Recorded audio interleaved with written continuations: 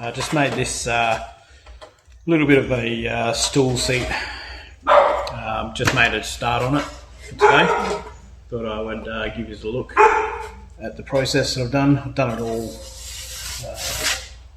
pretty much by hand with the planishing hammer as well.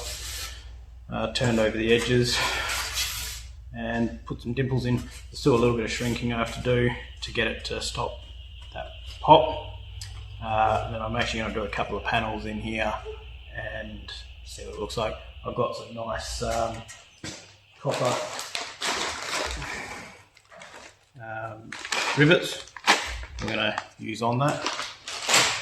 It's just a bit of a muck around piece just to see if I can get some curves and stuff. I'm just learning those curves and stuff like that by hand before I get started on the power hammer. I'd really like to just know what I'm doing by hand first anyway. So yeah, have a look, let me know what you think. Like and subscribe if you like it. If you don't, whatever. Yeah, and I'll see you next time.